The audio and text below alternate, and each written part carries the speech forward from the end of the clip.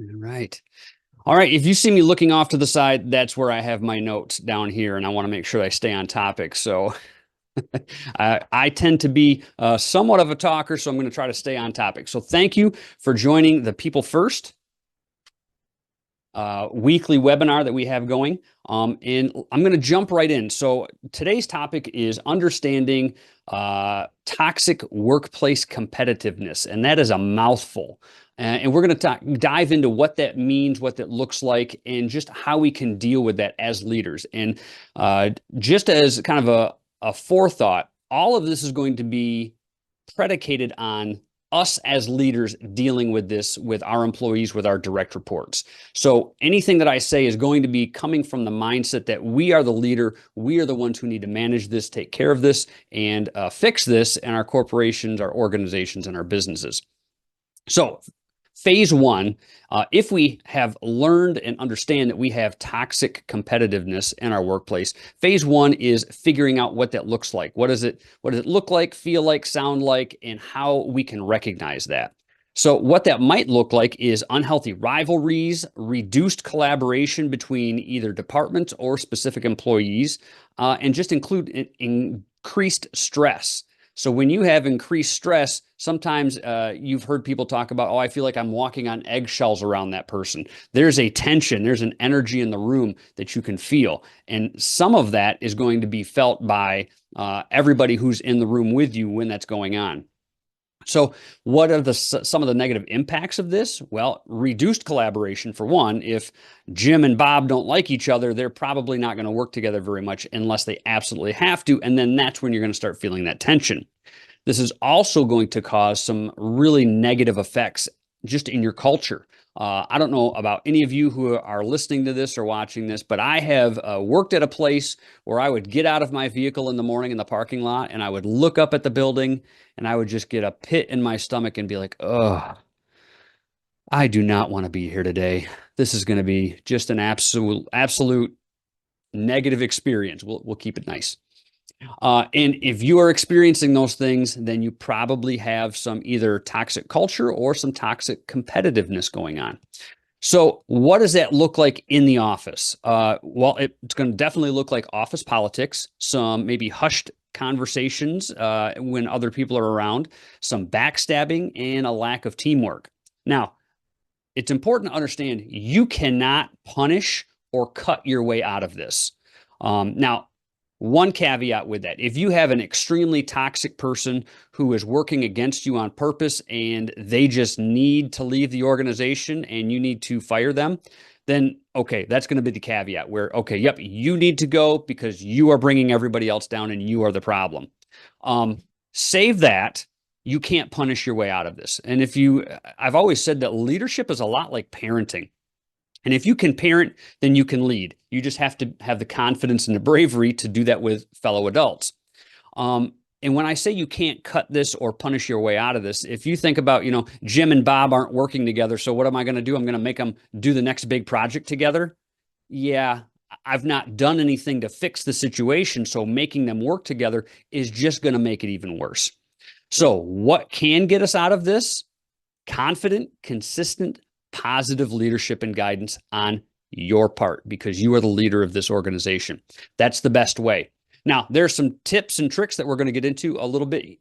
And one of the first thing that I like to do is call the baby ugly. Now, that is not my saying, but I absolutely love that. I got that from Dr. Angela Coleman, who I used to work for years and years ago. And she always just said, call the baby ugly, Todd. And I was like, what does that mean? So, and this is going to be kind of funny. So it's okay if you laugh at this, even though it may feel a little bit wrong.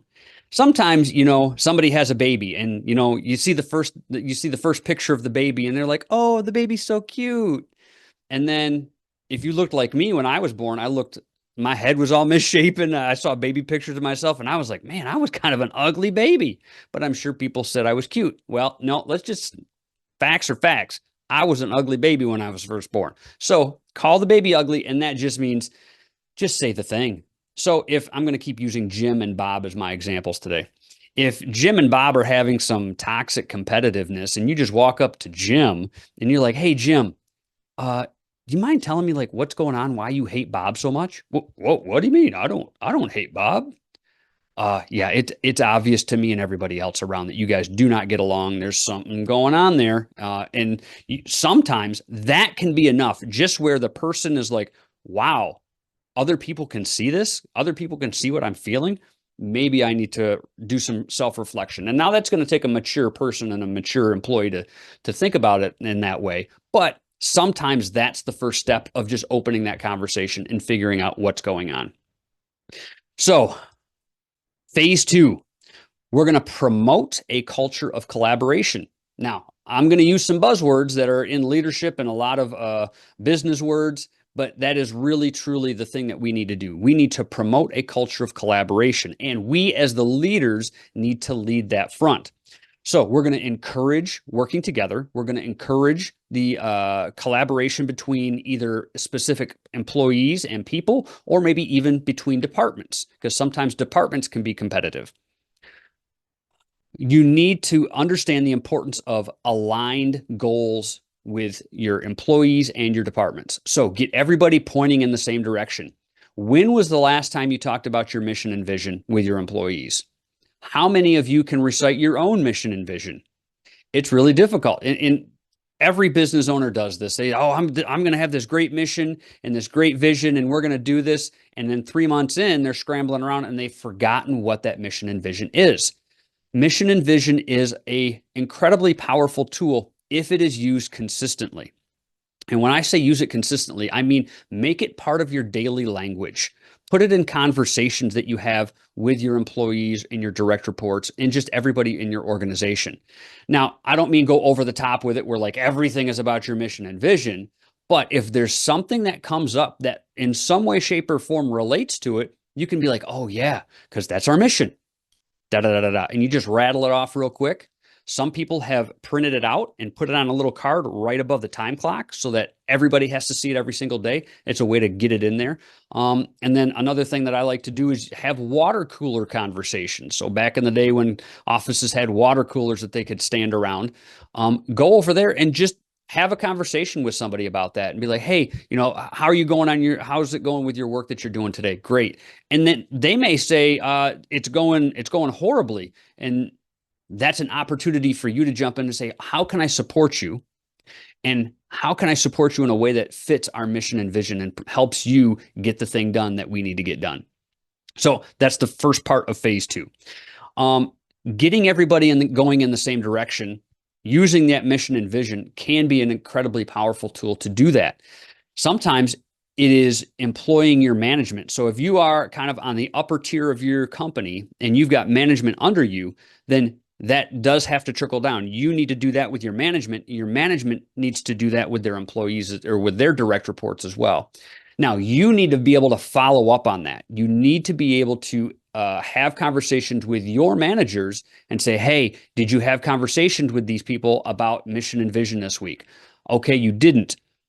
How much time do you think? Couple, 3 days? Okay, I'm going to check back in a couple of 3 days and make sure that you've gotten that done. If you need support from me, let me know. If you need resources, let me know. I'll get that for you. And then use your phone. Put a reminder in your phone that you're going to check back with your managers to make sure that they've done that. How long did that take me to do? That little conversation, was that 15, 20 seconds? Exceptional leadership from you does not need to be meeting after meeting after meeting where you sit down and you take hours and hours a day. No, exceptional leadership can really be, I would venture to say 70 to 80% of exceptional leaders can get the job done in little bursts of 15 to 30 seconds. Because all you need to do is hit something quickly, give them their directive, ask if they need support, write down the support that you're going to provide for them. Thanks, have a great day. I'll see you tomorrow. And then off you go. Then what does that communicate to them? That communicates to them that you are engaged, that you are supportive, and that you're going to see them tomorrow and check back. So they better get done what they need to get done. Correct? Yes. So I was talking with a client about this last week and talking with them about their direct reports, and they were just really struggling. And I said, well, what happened yesterday that was so bad? Well, I came in and then they weren't doing what they were supposed to be doing. So I ended up doing it. And I said, stop right there. You are doing their job. When you're doing their job, you're training them not to do their own, and that you're going to come in and save the day. So what you do is you come in and you ask them if the thing has been done. No. How much time do you need to get it done? Fantastic. When do you think you can have it done by? Great. I'll check back with you tomorrow. Fantastic. And off you go. That was 15 seconds.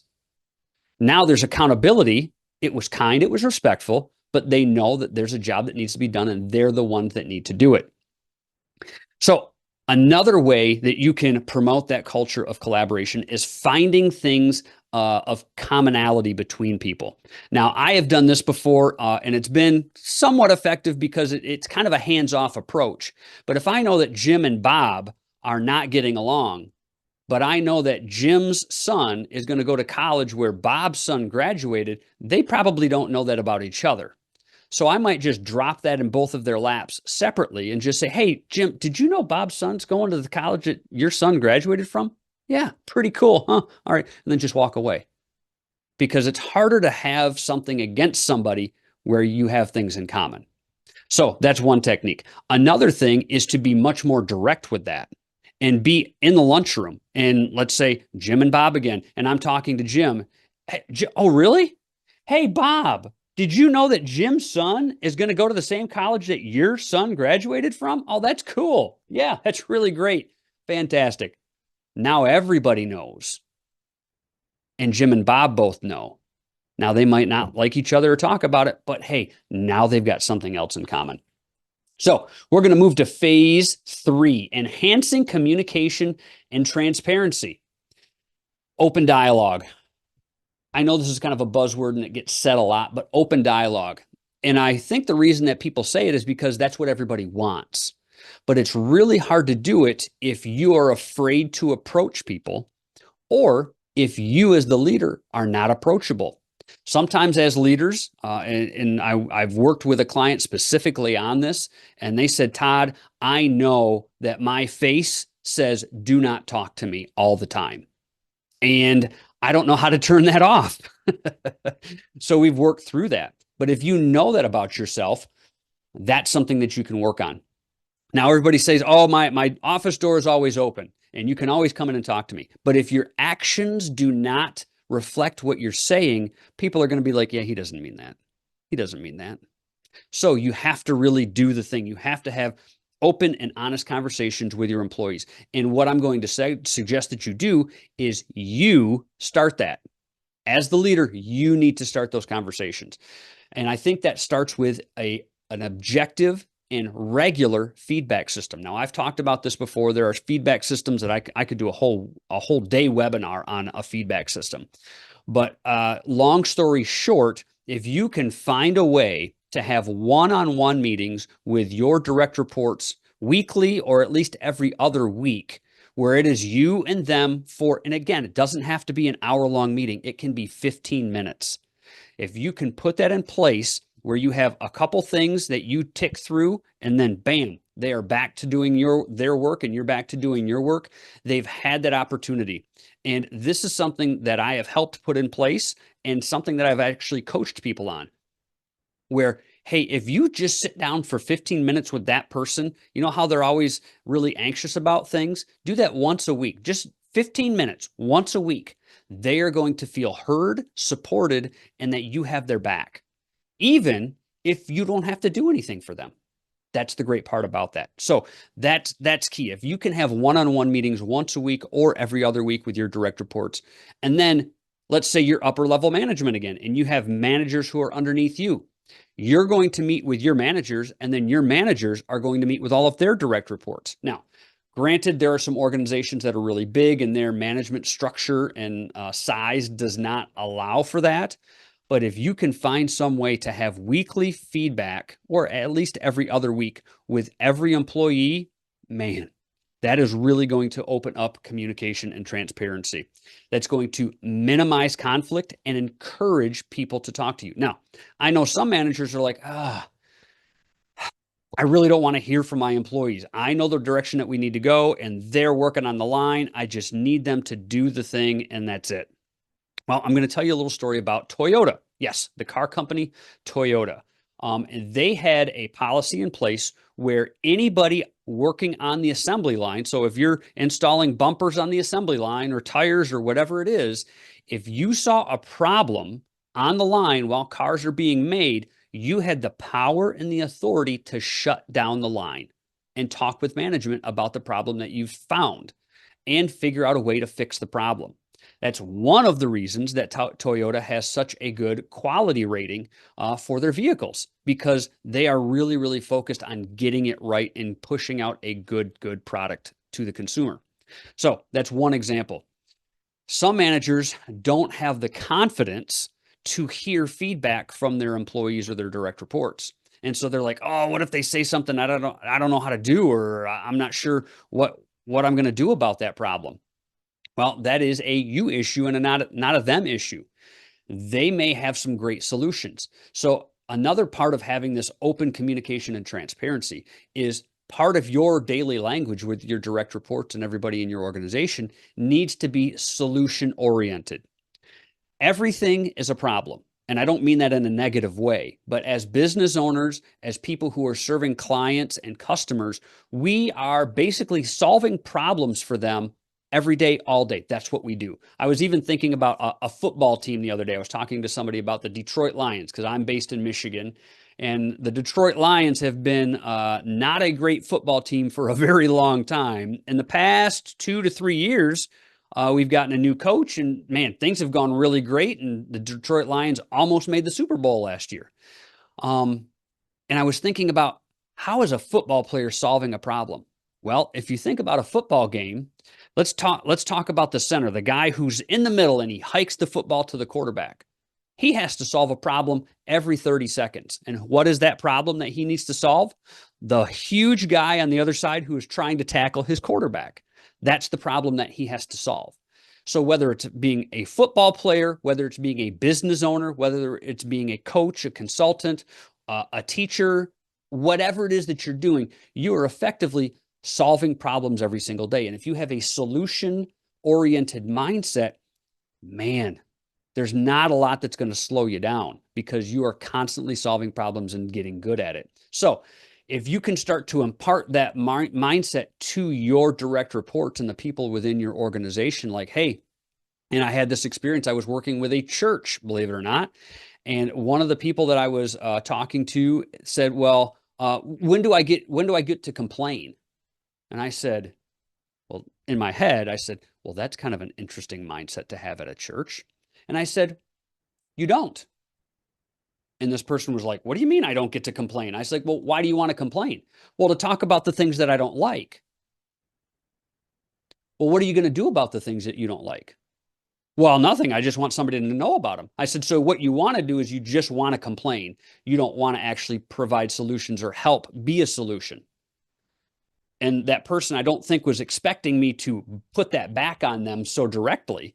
And they were like, oh, well, when you say it like that, yes, I guess I just sound like a complainer. And I was like, that's exactly what you told me you were.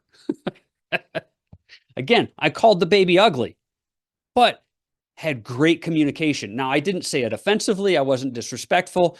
And we had a really good conversation after that, because it was kind of like, oh, wow, I've got some things to think about as a person, don't I? Yeah, but I can help you with that. Let's talk about it. So I'm always a big fan of, hey, let's call the baby ugly, but don't just call the baby ugly and leave it. Let's talk about it and find a solution. So moving on, phase 4, fostering healthy competition. How do we have healthy competition when I just got done talking about toxic workplace competitiveness? So yes, you can have healthy workplace competition, but you need to do it in a careful and deliberate way.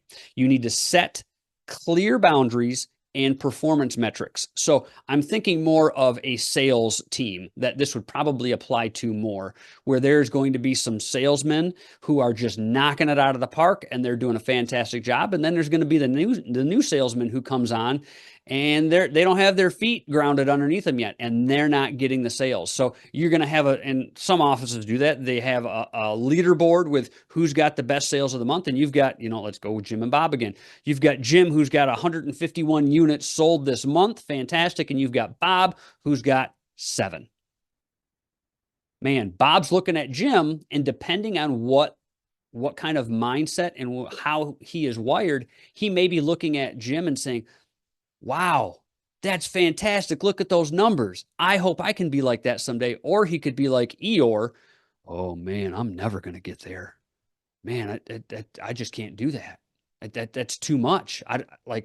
And everybody is wired differently. And again, if you're watching this and you have kids, you know that your kids are always going to have different mindsets about things. I find studies on twins fascinating. I have a set of twins in my family, and they were identical twins. And it was like, man, they talk the same, they look the same, they're wearing the same clothes.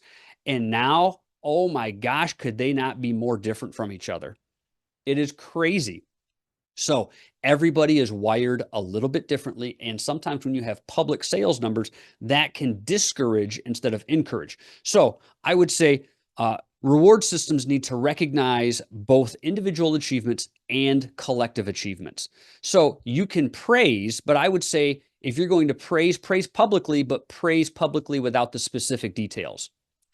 Hey, Jim knocked it out of the park this month. Fantastic job, Jim. You are our leader this month. Fantastic. Leave it at that. Leave it at that. If you start throwing numbers out there, then immediately everybody is comparing back and forth. Well, Jim had this, and Sally had this, and Becky had this, and Bob's way down here at this. Keep your praise specific, but keep it a little bit vague. Like, hey, Bob, fantastic job. You're doing great. You're really on the up and up. Things are improving for you. Great. Celebrate those successes.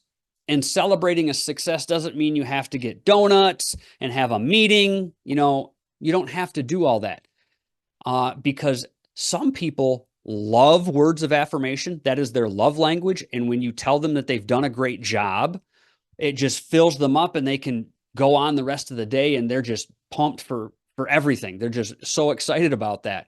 But there are other people, believe it or not, who are wired who cannot or do not receive compliments well. It actually has the opposite effect. When you compliment them, they will then find a way to, because it doesn't feel good to them for some reason, they will find a way to do something wrong just so they don't get complimented again. And they self-sabotage. Now, they don't do it on purpose, but that's a real thing. So one of my daughters, I have 2 daughters. One is words of affirmation, and the other absolutely is not.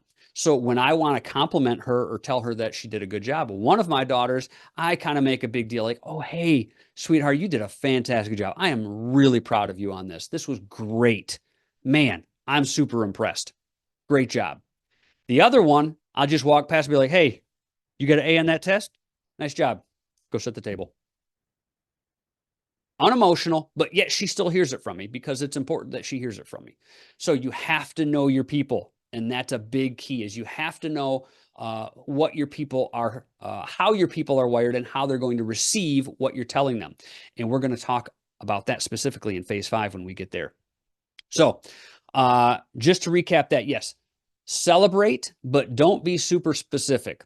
Keep that a little bit vague so that they understand that, yes, you are complimenting them, but you're not putting out specific numbers, because then people start to compare. So last phase, phase 5, is developing leadership and emotional intelligence. Now, this is 100% about you, developing emotional intelligence. You need to be present. I am aware of 2 organizations that I'm not working with them, but I know people in these organizations. And in the past, I would say 4 to 6 months, management has taken a slight shift in how they manage. They are dedicating specific time almost on a daily basis to just be around. Where upper level management and mid-level management makes it a point to, they eat lunch in the break room when their direct reports are eating lunch. They're not talking business. They're just there. They're talking about the football game last weekend. They're asking, hey, how did your kid do at camp last month? Because I know that was their first time at camp. Just personal conversations, because when you have these personal conversations with people, you start to get a bead on your employees and your direct reports, and you get a pulse of your organization. Are they happy? Are they not happy? Sally has been unhappy for like a week, and I haven't talked to her about it, but I see it. Now I know something's up. Maybe I'll have a one-on-one meeting with Sally and say, hey, Sally, at lunch, I've noticed that you've just not been your happy self. Is everything okay? Actually, no. My mom is sick. She's elderly and she's not doing well. And the doctors say that this might kind of be the beginning of the end. And I'm just struggling with that. Fantastic. That's excellent information to know, because now you're going to understand Sally's mindset when she comes to work. Sally, if you use a scale of like 1 to 10, 10 being somebody who's always happy and always on it and just doing a fantastic job every day, and maybe Sally comes in and she's an 8 all the time. And that's really good. That's really good. But she's coming in at like a 4 now every single day. Okay. Does that mean you fire her and get rid of her? No, she's still a good employee and she's still doing a good job. But that gives you an understanding of, okay, maybe I'm not going to tap her to do the next project because she's got a lot going on. And if her mom does take a turn for the worse, and she's doing an important project, that's going to be more pressure. The project's not going to get done, et cetera, et cetera. You can see how that kind of goes. So be present. You need to be in and around your people and just understanding where they're at. The next thing, as a leader, you need to model this behavior. You need to set the tone for the workplace and the culture. You need to emphasize approachability, that yes, people can talk to you, and you can use examples. Be like, hey, I wanted to talk to you about this. I just had a conversation with Jim about something similar. So you're in the same department. I wanted to get your thoughts on it. What did you just communicate there? You communicated that you are seeking a solution for a problem, and you've already talked to somebody else about it and taken their thoughts. Oh, well, Todd already talked to Jim about it. Now he's asking me about it. Okay, yeah, I guess I can be forthcoming and really be honest about it. Fantastic. That's another way, going back to what phase was that? Phase 3, enhancing communication and transparency. See how this all wraps in nicely together. And then the last thing that I want to talk about is building emotional intelligence. Building emotional intelligence where, again, you have a bead on your people. You know what they're feeling. You know what they're going through. You're around. You're empathetic. You're aware of yourself, but you're also aware of the things that they're going through. And you also have the skills to call the baby ugly, but yet still have a conversation about it kindly and respectfully. I used this example in last week's webinar. I used to be a teacher back when I first entered adulthood, and I taught 6th grade. And I had this technique that I used with my students where I made them think I was a little bit crazy, but that was okay. I was not the teacher that was going to come down on you like a ton of bricks and just scream and holler at you if you were cutting up in class. That I never really found that effective. But I also would be very, very direct with you, and I'll use Jim and Bob again, just because I'll be like, hey, Jim, hey, buddy, you are talking in class right now an awful lot. And I am really trying to teach this, and everybody else is paying attention except you. Now, I'm smiling about this, but I am as serious as a heart attack, buddy. I need you to chill out and just keep it down. Can you do that? And I'd smile the entire time I said it. Now, is Mr. Hendricks joking with me? I don't know, but he just kind of called me out. Nobody else is smiling, but Mr. Hendricks is smiling. Okay, yep. And sometimes that was enough just to throw them off a little bit. They'd sit down. Now, I could come by, and usually what I would do is come by and just have a real quiet one-on-one conversation. I'd kneel down next to their desk, and I'd be like, hey, Jim, what was going on there, man? Are you okay? Like, I'm trying to teach math. You're doing this stuff. You're cutting up. Sally next to you can't pay attention. Bob over here can't pay attention. Hey, are you good? Do you need something from me? And just that, like, oh, dang, Mr. Hendricks is really paying attention to me. I better chill out. Yeah. Sometimes that's all I needed to do. So I say all that to say, when you have conversations with people, sometimes when you have to say something hard, say it with a smile. even if it's a fake smile. Say it with a smile, because then it won't come off as harsh. It won't seem as threatening, and it'll be one of those things like, wow, I guess I better think about that.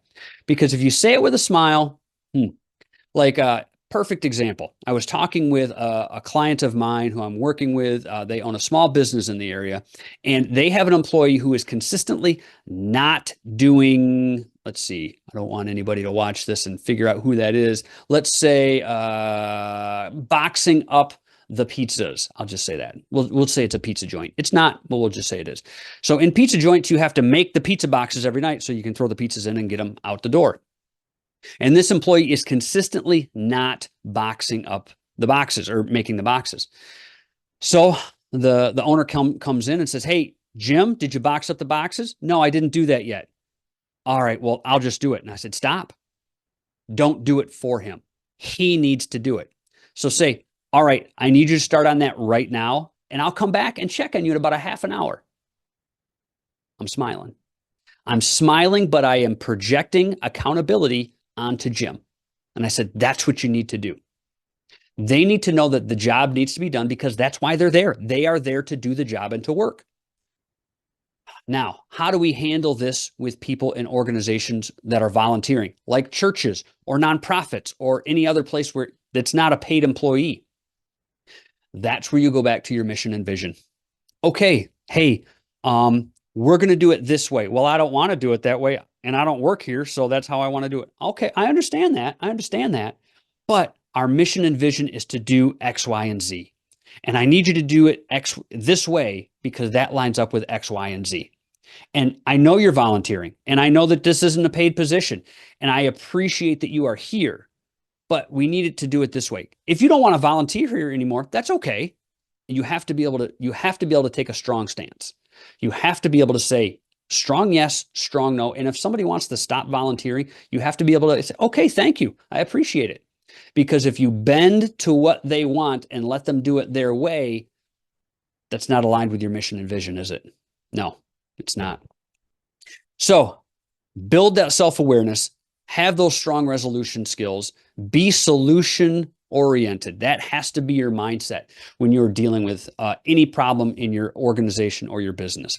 So that is all that I have today. I see a couple people on the call. Does anybody have any questions? If you want to pop in, you can either put them on. Thank you, Anna Marie. I appreciate the kind words in the chat. If you want to pop in the chat, put a question in the chat, or if you're brave enough and you want to unmute your microphone, you're more than welcome to pop on screen. Just FYI, this is being recorded, and I will post the replay of this later on today. But any questions that anybody has on the chat now? All right. Well, I won't belabor this. Again, my information is at the top of the chat. So if you want to scroll up there, you can see that. I'll put it, let's see if I can paste that back in at the bottom again one more time. Put it back in the bottom of the chat one more time. So if anybody wants it or needs it, my information is there. Thank you for joining me today. And again, this is the People First weekly webinar every Thursday at 1 p.m. We are not even a fraction of the way through the content that we have planned out. So join me next Thursday. It's the same registration. It's the same link. I'll send out an email to everybody and also put it on social media. So I hope to see you next week, and thank you for joining me today. Have a great day, everybody.